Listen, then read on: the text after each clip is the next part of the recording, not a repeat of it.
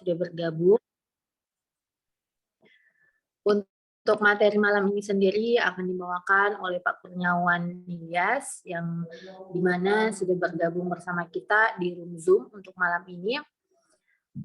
Untuk materi malam ini yaitu mengenai dengan audit kegagalan bangunan pekerjaan konstruksi jembatan. Baik Pak, mungkin langsung saja dengan hormat kami persilakan kepada Pak Kurniawan untuk membawakan materi yang tadi. Ya, silakan Pak.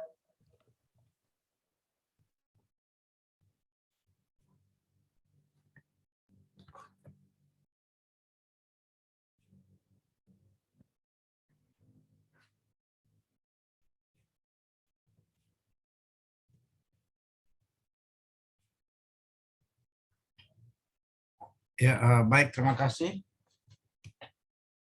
Aziza. Malam ini saya sengaja mengambil malam menyelesaikan kegiatan yang hari ini juga. Materi malam ini adalah audit kegagalan bangunan pekerjaan konstruksi jembatan. Materi ini sebenarnya berangkat dari beberapa minggu lalu saya menjadi saksi ahli untuk pekerjaan konstruksi gedung. Tetapi dalam kesaksian ahli saya pada saat di pengadilan tipikor, saya dihadirkan oleh kuasa terdakwa terhadap pekerjaan konstruksi yang menurut penilaian, menurut pendapat ahli ataupun juga dosen dari sebuah perguruan tinggi mengatakan pekerjaan bangunan gedung pasar tersebut tergolong kegagalan bangunan, sehingga dalam kesaksian saya mengatakan bahwa kriteria yang dikatakan kegagalan bangunan itu tidak benar menurut ketentuan perundang-undangan, karena untuk kegagalan bangunan itu sendiri harus memenuhi kriteria dan kondisi, termasuk penyebab seorang auditor atau PPUPD itu sendiri ada 3 hal yang paling mendasar ketika ingin mengaudit sebuah pekerjaan konstruksi. Yang pertama kriterianya, yang kedua kondisi, penyebab. Nah, dari ketiga hal ini kita bisa memberi kesimpulan atau pendapat bahwa apakah pekerjaan konstruksi yang yang selesai dikerjakan ataupun yang bermasalah itu tergolong kegagalan bangunan atau tidak. Jadi kita sebagai auditor atau sebagai pengawas intern pemerintah tidak serta-merta menjustifikasi, memberikan kesimpulan yang seketika apabila kita tidak mengetahui 3 hal tersebut. Baik, kita pembahasan dasar hukum, yang kedua kriteria kegagalan bangunan jembatan, metode audit kegagalan bangunan, dan sekilas tentang struktur jembatan itu sendiri. Saya sedikit masuk di wilayah manajemen konstruksi, bukan tentang perhitungan konstruksi tapi manajemen konstruksi, di mana kendati pun background pendidikan kita berbeda-beda, namun kadang pengalaman dengan keseriusan kita memahami terhadap ruang lingkup pekerjaan kita, sehingga menuntut kita harus memahami secara gambaran umum ataupun bisa secara detail terhadap kegagalan bangunan itu sendiri. Jadi ini adalah dasar hukumnya tentang kegagalan tentang perencanaan jembatan tentang perencanaan jembatan. Masih ada di tamu. Nah, struktur jembatan itu kurang lebih ada 4 level Pertama jembatannya, yang kedua bangunan aliran sungai, timbunan di bawahnya yang kedua pembagian lebih detail di level 2-nya tentang gorong-gorong dan lain-lain. Yang keempat menunjukkan elemen jembatan Nah, jembatan ini ada dua, ada 4 garis besar ya, 4 atau 5. Pertama dia bangunan atas. Apa saja komponen atau elemen bangunan atas? Ini dia sistem gelagar ya, gelagar, jembatan plat ya, platnya, pelengkungnya, balok pelengkung, rangka, sandaran, peletakan, sistem lantai, sistem Y, gelagar, box pratekan, dan jembatan gantung atau beruji kabel ya. Ini sesuai dengan kita melihat di SE PUPR 7 2015 ya. Termasuk juga SN SE Surat Edaran Dirjen Bina Marga nomor 5 2017. Ini tentang elemen-elemen terhadap jembatan.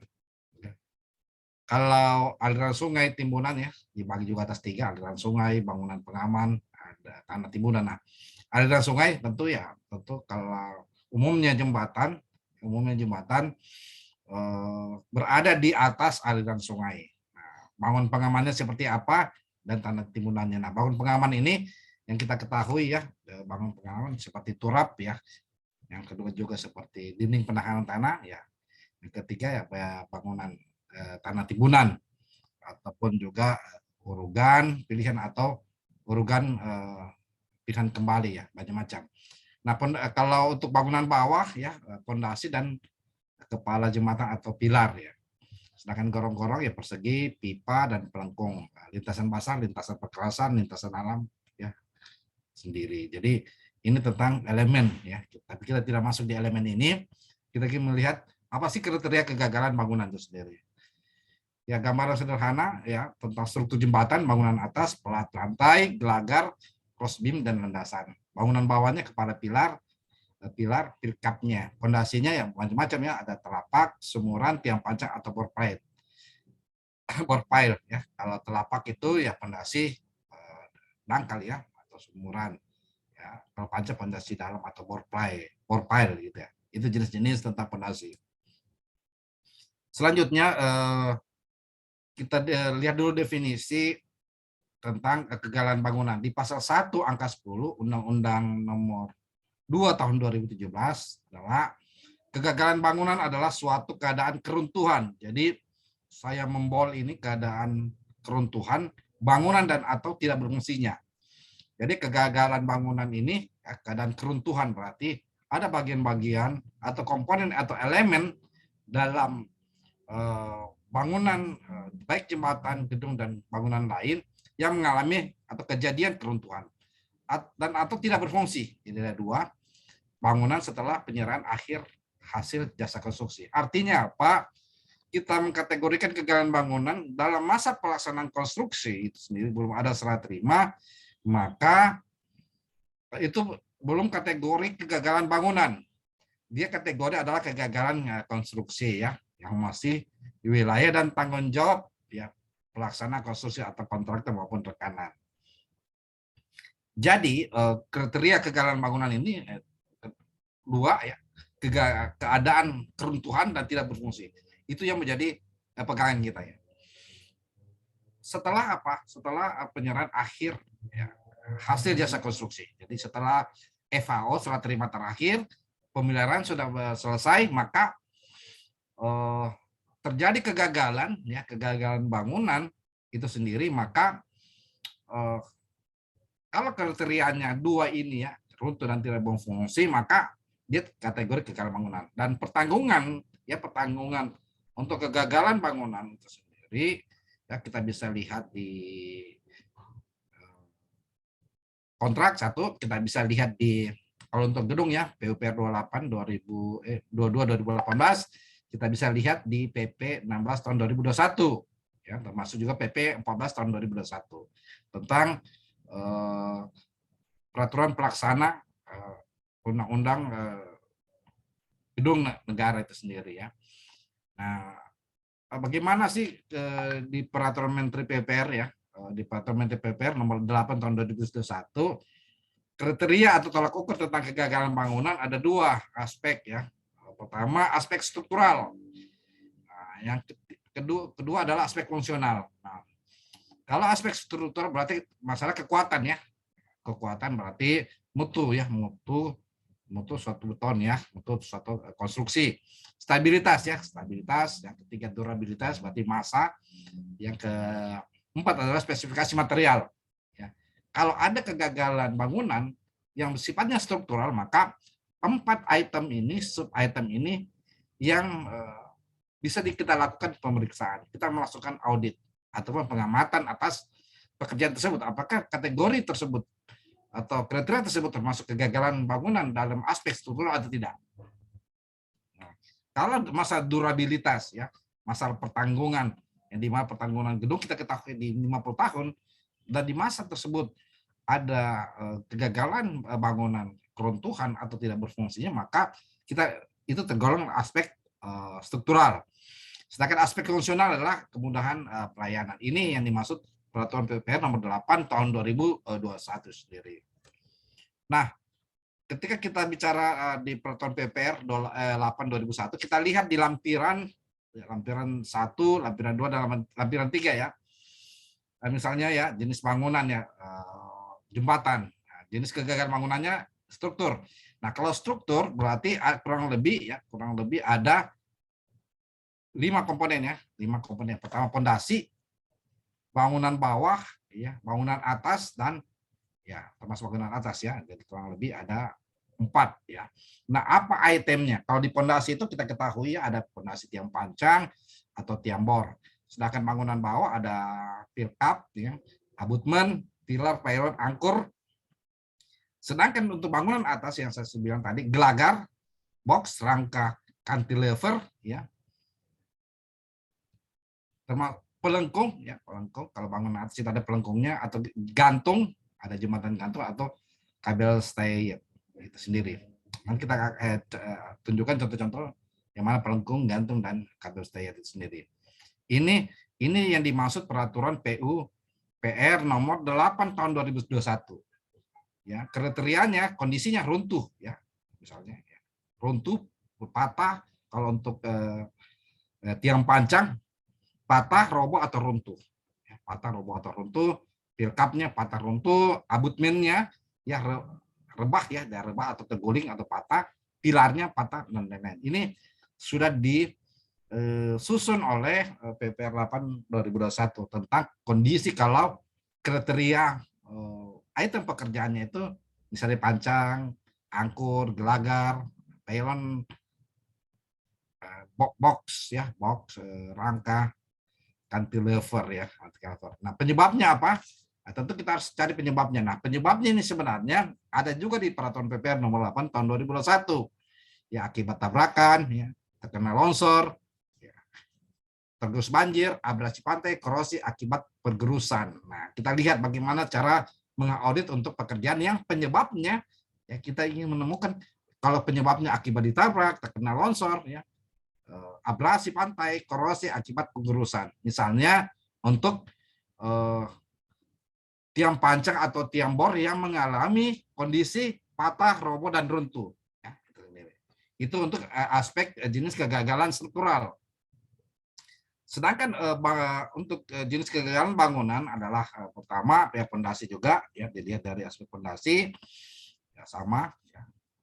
Pier-up-nya bergeser, nah, penyebabnya ini tabrakan, terkena longsor, tergerus, dan lain-lain.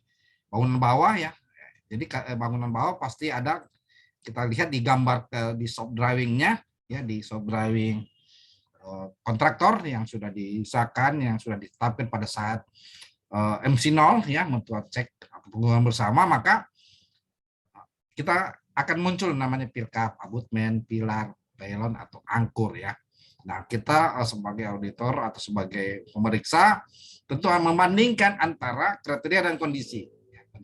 Dan ingin menemukan penyebabnya. Nah, di PUPR 8 tahun 2021 sudah digambarkan penyebabnya. Jadi sisa kita lihat bagaimana kita melakukan metode audit terhadap penyebab tersebut. Ya, karena kriteria dan kondisi sudah tergambar di Peraturan PUPR 8 2021. Sama juga kalau fungsional bangunan atas ya, beban berlebihan, kesalahan desain ya. Jadi umumnya kesalahan desain ya. Ada juga penyebab ya, akibat kesalahan pelaksanaan kayak pylon ini kesalahan pelaksanaan akibat kesalahan desain juga, ya, kesalahan desain. Jadi cukup sedikit disebabkan kesalahan pelaksanaannya. Itu umumnya disebabkan kesalahan desain, tanah bergerak, ke bawah arus dan lain-lain. Nah, itulah prinsip kita melakukan audit perencanaan atau desain untuk memastikan antara kriteria yang sudah ditetapkan ya. Jadi kalau untuk jembatan ini regulasinya tegas ya, di kriteria desain jembatan SE Dirjen Bina Marga, termasuk juga SE Menteri 7/2015 ya, itu sendiri. Jadi itu tentang bagaimana kita mengauditnya. Nah, selanjutnya kita metode audit ya. Bagaimana sih kita mengaudit sebuah kegagalan struktur ya, untuk misalnya pekerjaan komponen pondasi ya.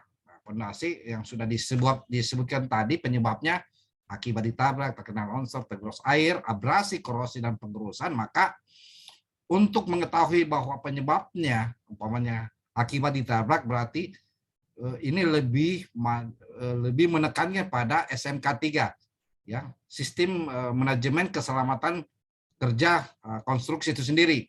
Bagaimana di pembuatan pondasi itu sendiri, pondasi ya, untuk struktur tersebut ya, diterapkan manajemen sistem keselamatan kerja konstruksi, sehingga umumnya akibat ditabrak ini ya tadi kayak seperti kapal-kapal yang melintas ya di bawah jembatan. Nah, ini terjadi di Sungai Mahakam ya, Sungai Mahakam pernah terjadi, dan itulah mengakibatkan rubuhnya jembatan tersebut. Yang kedua, longsor ya. Kita ketahui bahwa untuk tiap panjang ini, sekalipun dipanjang dengan panjang yang kondisi sudah ditetapkan tanah kerasnya atau tanah konusnya itu sendiri, tentu di sekelilingnya itu perlu ada dinding penahan tanah atau turap ya.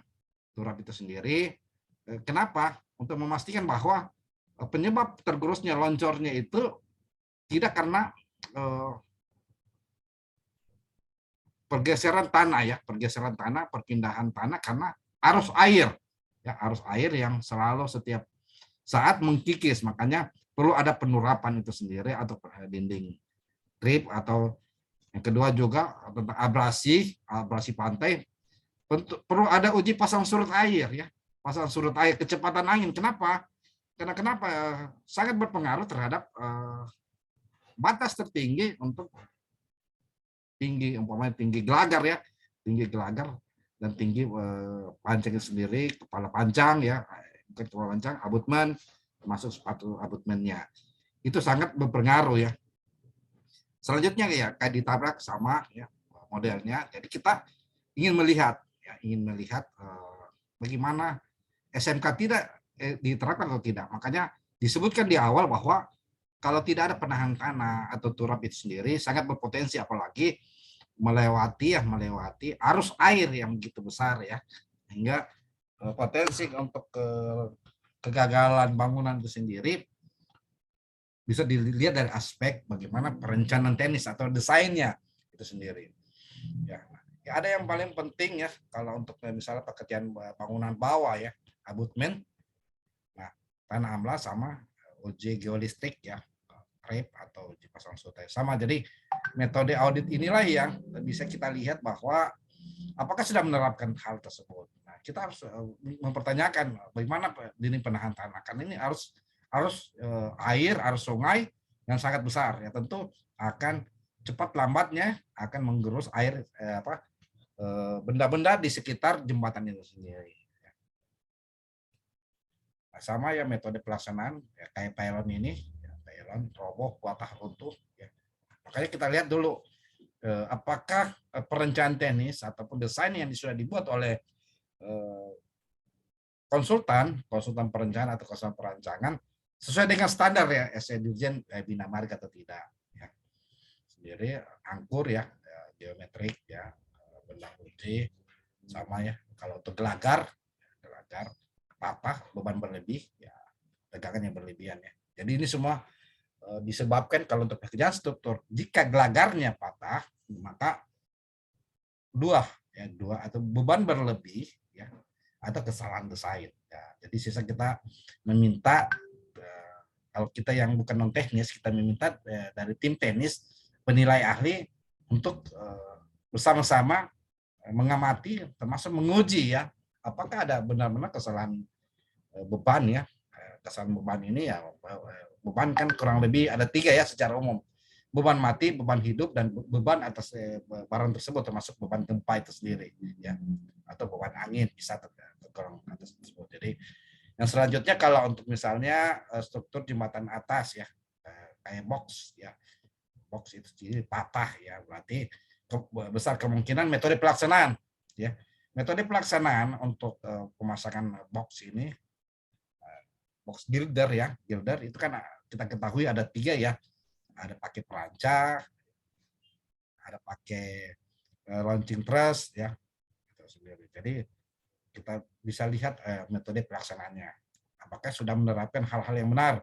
Karena kenapa di metode pelaksanaan akan menggambarkan bagaimana kontraktor atau penyedia menjalani pentahapan ataupun menerapkan pentahapan berdasarkan metode pelaksanaan yang sudah dibahas pada saat PCM ya, pre-construction meeting. Jadi pre-construction meeting inilah di mana kita ingin mengetahui apakah dalam pelaksanaan konstruksi ini kita ingin mengetahui bagaimana metode pelaksanaan untuk pemasangan box girder umpamanya, atau gelagar, atau pemasangan angkur misalnya.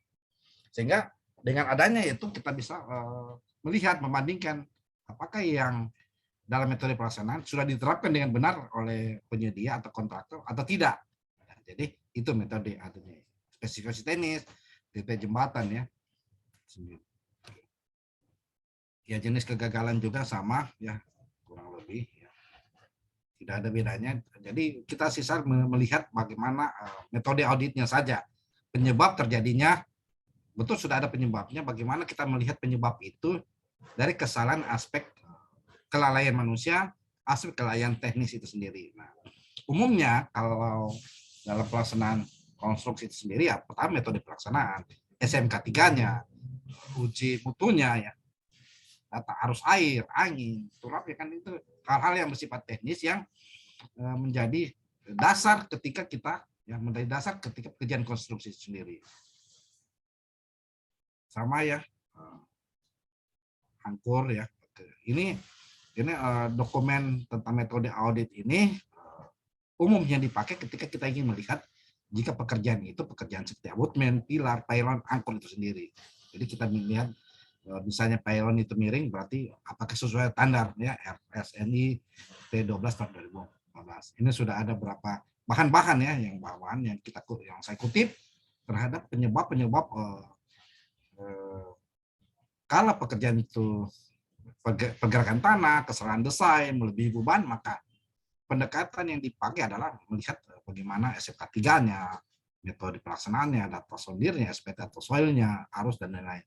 Untuk memastikan bahwa pilar, abutmen atau pylon itu sudah dilaksanakan melalui metode pelaksanaan yang sudah disepakati atau sudah diajukan pada saat pre-construction meeting atau rapat pelaksanaan, rapat persiapan pelaksanaan kontrak itu sendiri. Ya, fungsional. Jadi kita sisa membedakan saja, ya, membandingkan apa tersebut ya. Jadi metode audit ini tentu ada 2 ya pendekatannya, ada DEX atau lapangan. Nah, DEX itu tentu kita meminta dokumen, minta penjelasan secara rinci kepada pelaksana konstruksi, kepada PPK, konsultan pengawas, bahkan bisa kepada konsultan perancangan itu sendiri. Nah, tentu tiap APIP sendiri bisa dibantu oleh tenaga teknis atau tim teknis yang berkualifikasi sebagai penilai ahli. Jadi tidak semua yang bisa dijadikan atau membantu teman-teman APIP untuk melakukan audit ya, membantu audit dalam hal pelaksanaan, dalam hal pekerjaan tersebut tergolong kegagalan bangunan, tidak ya. Yang satu-satunya yang bisa membantu APIP adalah pihak yang memiliki sertifikasi sertifikasi penilai ahli yang dikeluarkan LPJK ya. Jadi sekarang untuk membantu menilai kegagalan suatu bangunan, maka standarnya adalah penilai ahli harus memiliki sertifikasi dari LPJK. Jika tidak, maka secara aturan dia tidak berwenang, tidak memiliki kualifikasi terhadap penilai ahli terhadap atas kegagalan bangunan. Atas kegagalan bangunan. Jadi ini ya metodenya, ini PLN ini ya. Ini ada jenis-jenisnya ya. Kalau kita lihat jembatan ini ada yang kayak gini ya, macamnya. Ini namanya PLN atau menara jembatannya. Ini seperti jembatan Sriwijaya ya. Ada. Ini kabelnya. Ini PLN-nya. Nah ini angkor ya, angkor ya, angkor baut yang mengikat antara kabel ya, antara kabel. Ini saya kutip saja dari beberapa literatur. Ya, perencanaan bangunan bawah, ya, struktur atas, tanyakan, bentangan jembatan, turunan, ini kepala jembatan ya, abutmen, pilar ya. Struktur bawah, ini standar ya, ini standar perencanaan bangunan bawah. Nah, ini kita ketahui ya, fondasi, ini fondasi ya, ini fondasi, kepala abutmen, ini pier ya, pier atau pilar ya.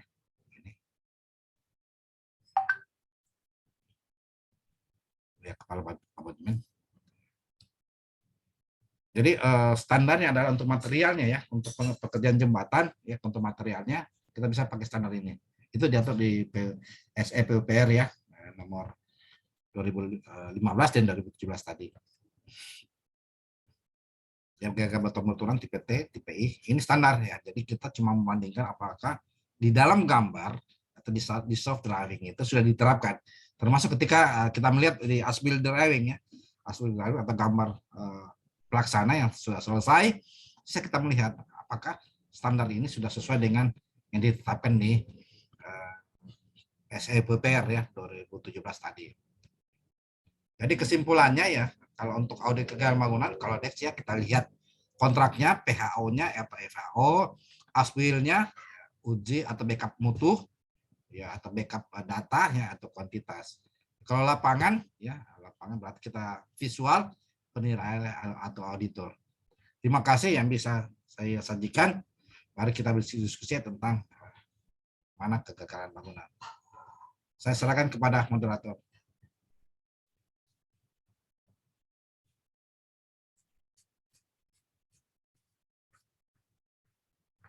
Terima kasih Pak untuk materi malam ini.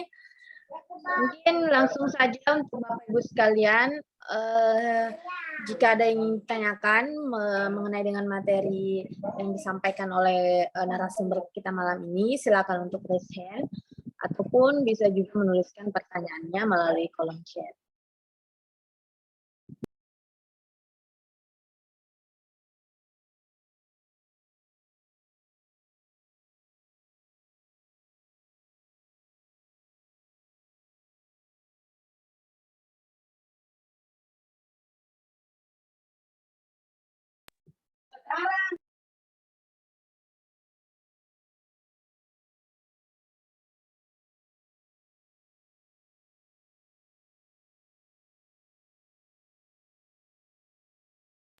Ya, bagaimana Bapak Ibu sekalian?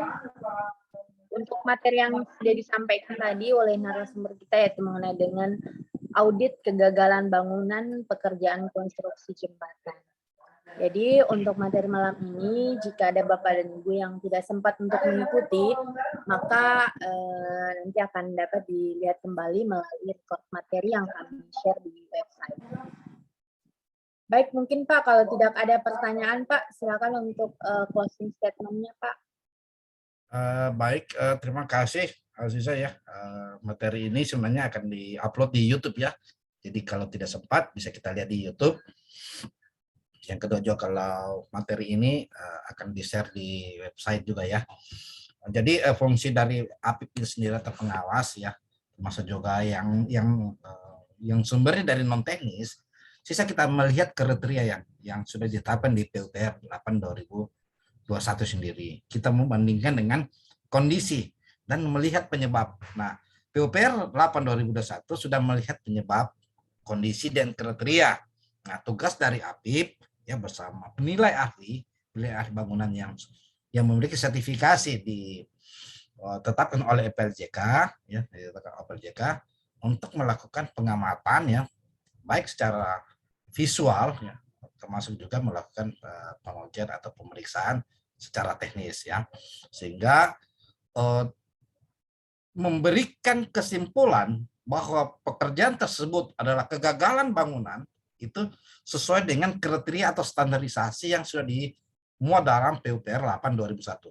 Ketentuan di luar dari itu ya akan menjadi pendapat kedua ya, atau second opinion sendiri ya, second opinion yang derajat kesimpulannya belum memadai ya, belum diyakini, sedangkan berdasarkan kriteria, kondisi dengan penyebab yang diatur di PUPR 8 2001, derajat memberikan kesimpulan terhadap kegagalan bangunan itu ya sangat memadai dan cukup meyakinkan dan dapat dipertanggungjawabkan oleh teman-teman dari APIP itu sendiri. Jadi tugas kita adalah melihat kriteria, kondisi, dan penyebab, termasuk juga bagaimana metode audit itu sendiri. Akan tetapi sehingga metode audit yang saya sebutkan tadi, ada beberapa komponen adalah metode audit untuk melihat memang sesungguhnya secara umum untuk pekerjaan konstruksi, baik dari aspek strukturalnya maupun aspek fungsionalnya itu sendiri. Demikian yang saya sajikan ya, Al-Sisa. Terima kasih teman-teman untuk hadir di malam ini. Kita bertemu di materi laporan audit melalui hammer test ya, bagaimana kita menguji pekerjaan beton itu sendiri melalui hammer test dengan benar dan tahapan yang mana yang benar. Demikian ucapan billahi taufiq hidayah. Assalamualaikum warahmatullahi wabarakatuh. Waalaikumsalam warahmatullahi wabarakatuh. Terima kasih Pak untuk pemaparan materi malam ini. Jadi sekali lagi untuk Bapak Ibu yang sudah sempat untuk mengikuti materi malam ini, nanti akan dapat dilihat kembali di website CV Konsultan Indonesia. Baik, kami juga memohon maaf apabila ada kesalahan, dan terima kasih kepada Bapak Ibu yang sudah mengikuti materi ini. Akhir kata, wassalamualaikum warahmatullahi wabarakatuh, dan selamat sore.